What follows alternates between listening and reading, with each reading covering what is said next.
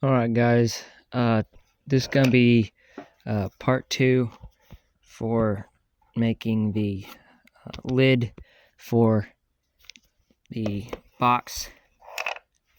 The last video I put out on the channel is showing how I made all of this up to this point.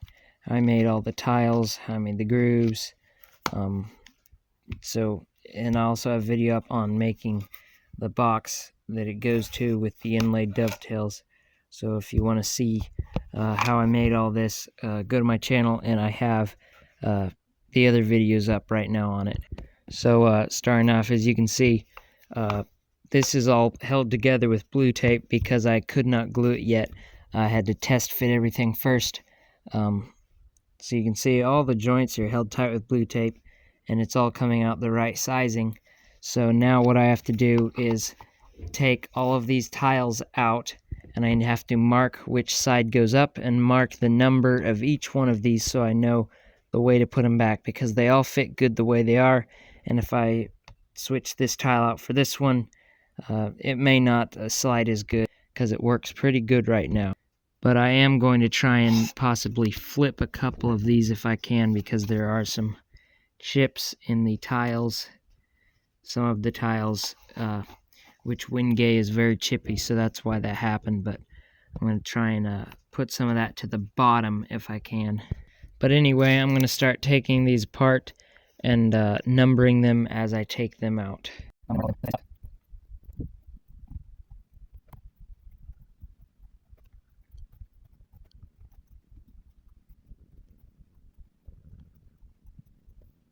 And now that I got the face marked on all of them, on the other side I'm going to write a number to where I know which number all of these tiles are that go down, so that I can go 1, 2, 3, 4 and put them all back in the same place that they were before.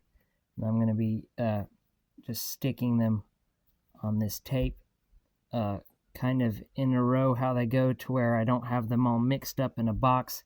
And I'm sitting there for 5 minutes looking through all of the tiles trying to find number 1. It'll just make it a bit easier, hopefully, for the putting back together process.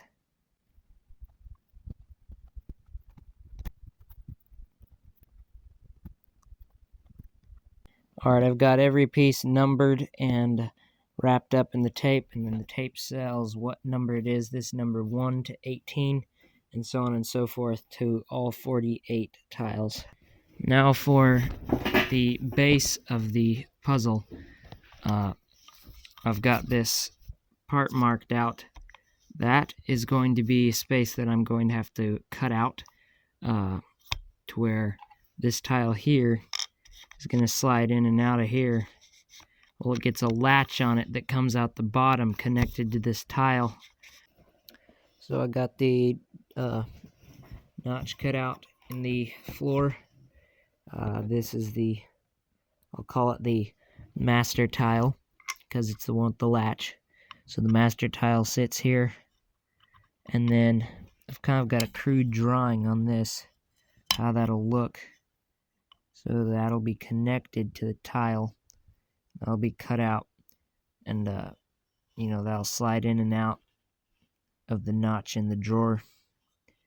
So now I just have to figure out the exact length of this, and I can cut this out.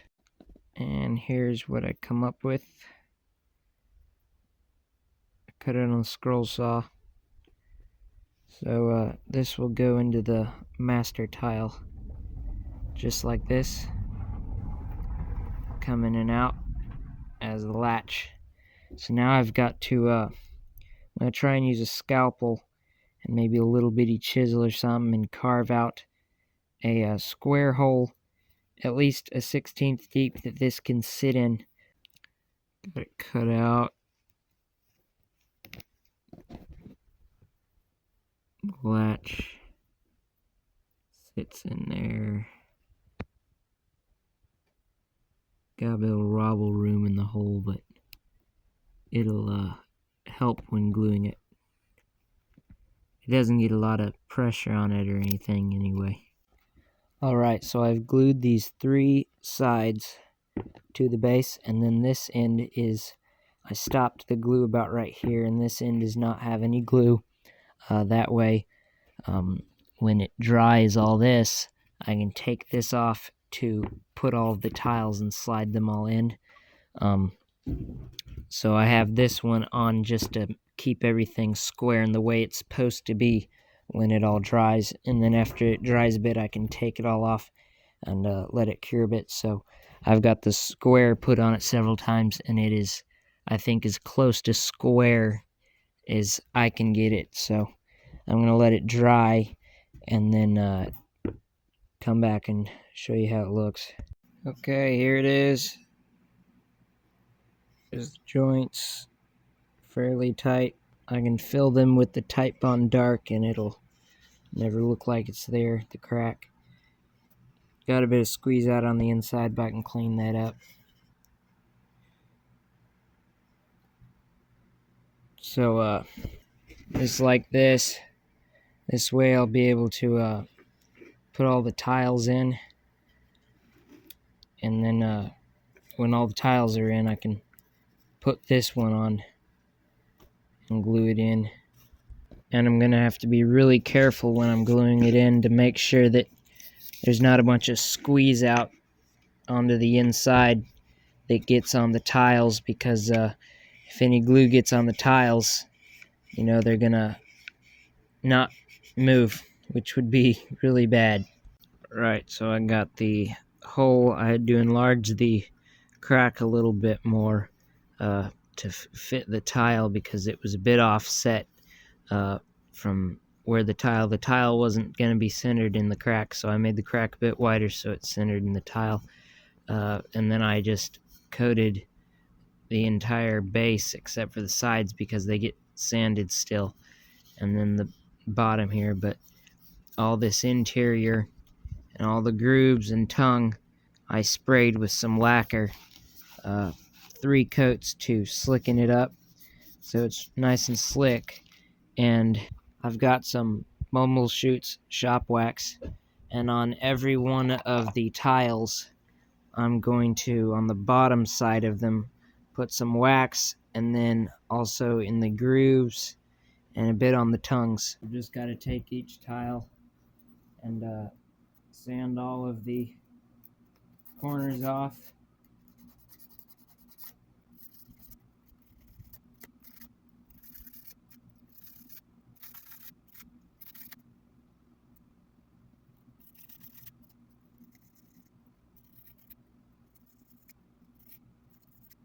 And then I take the wax and just put it on the bottom,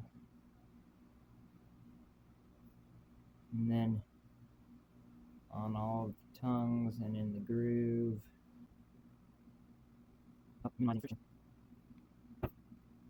And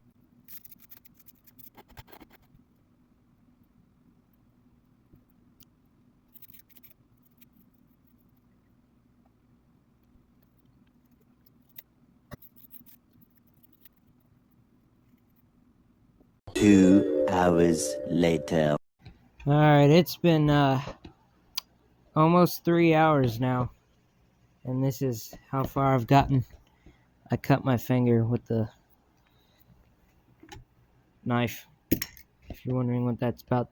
But yeah, it's taken a really long time. I'm having to sand every single little corner and then wax every spot, and sometimes there's one tile that fits just a little tight, so then I have to sand it down, you know, a few passes and get it fitting smoothly. So it's taking a really long time, but I'm over halfway done, so should be another hour and a half and I should be finished, hopefully. 2 hours later. Alright, it's been about an hour and 40 minutes, and I got every one done.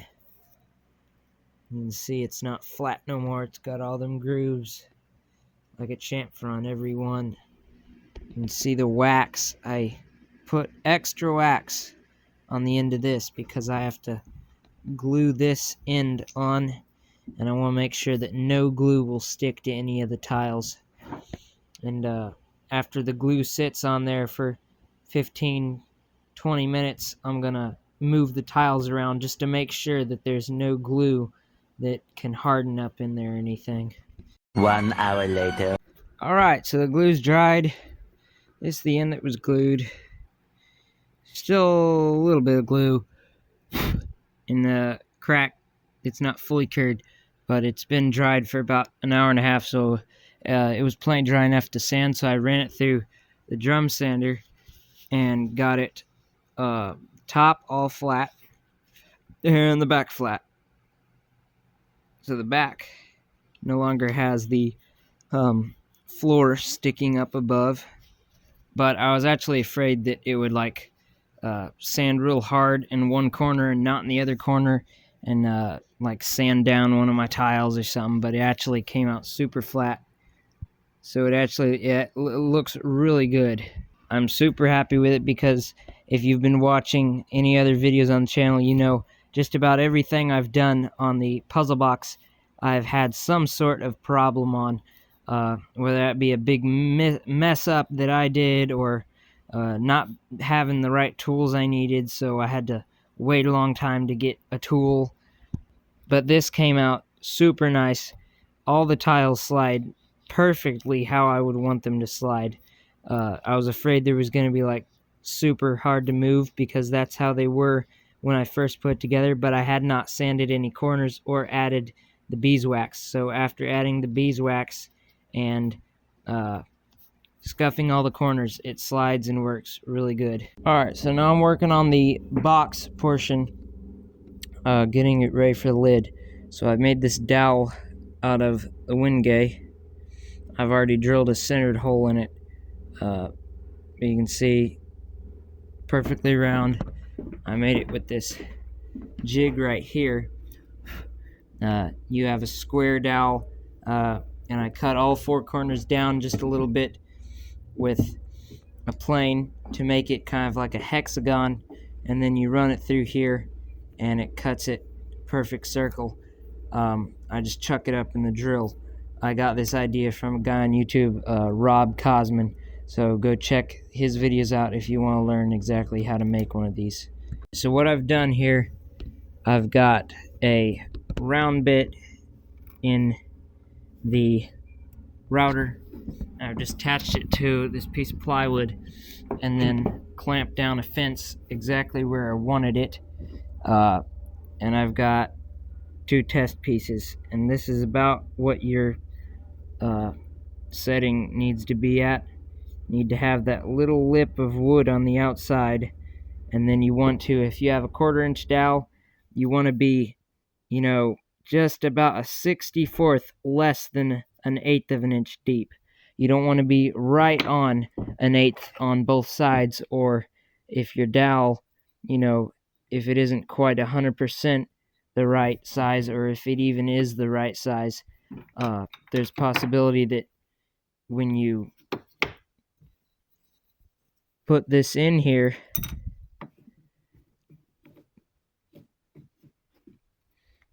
we have this like this.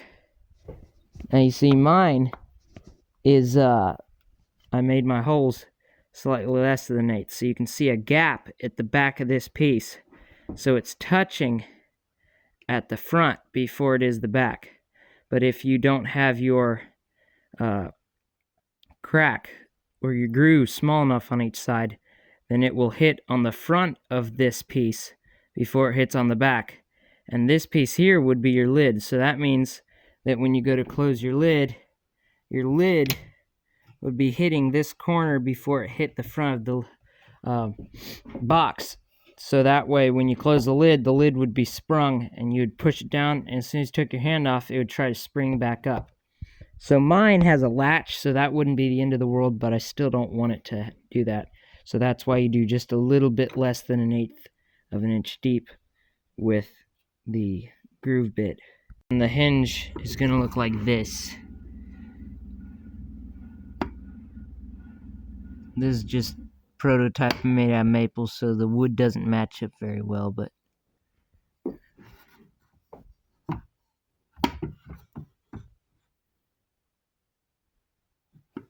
so that's what this one's gonna be like. Okay, well, I made a mistake.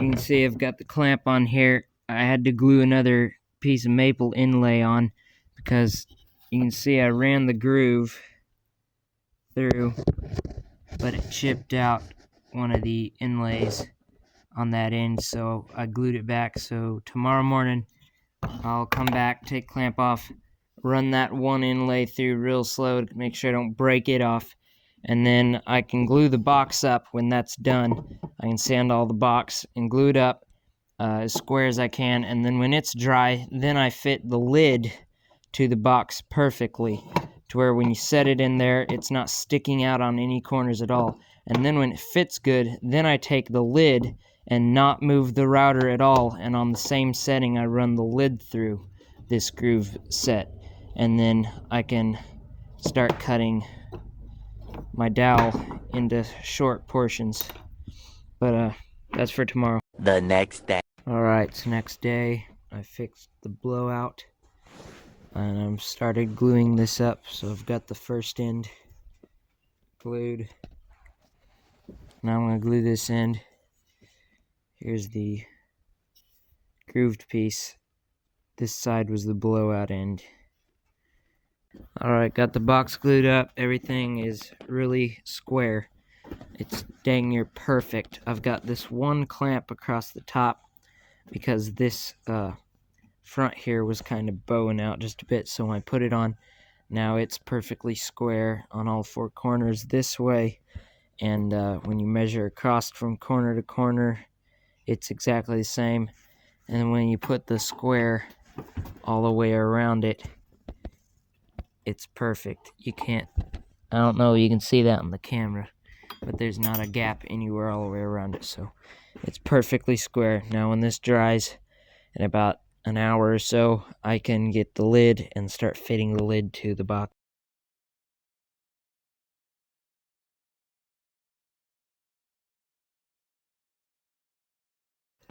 Alright, so I got the lid all glued on. See a bit of a crack there. That crack won't be there when I get the latch done. I haven't put the latch in yet, so the latch isn't there to hold the lid down tight. Here's the backside where the hinge is at. There was one mistake I had over here, and this hinge kept popping off of the lid. The glue wasn't sticking very well, and it kept popping off, so I kind of rounded that off, sanding it, because the dowel right there for some reason was so tight. It was too much pressure for the glue to hold on, and after I rounded it off, it still wasn't quite working. So then I glued it real hard and filled some wood shims in there to make sure it was full, and then I left it overnight to dry and harden completely, and that was enough strength for it to hold. You can see these couple hinges, dowels blend fairly well.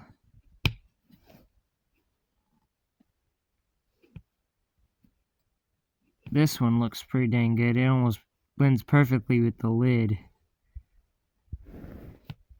And then on this end, there's a dowel here, and it matches up pretty dang good too. But now I'm going to glue that latch in. So I'll just take the latch, fill that little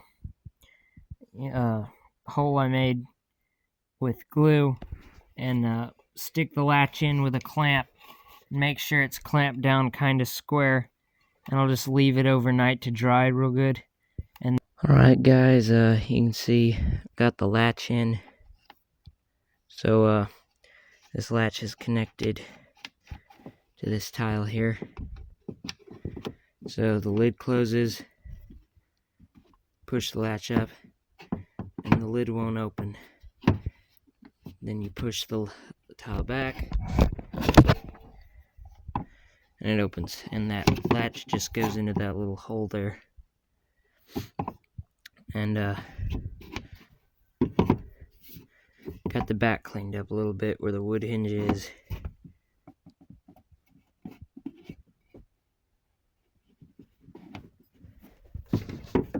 But yeah, lid is done. So this video's over. See you in the next one.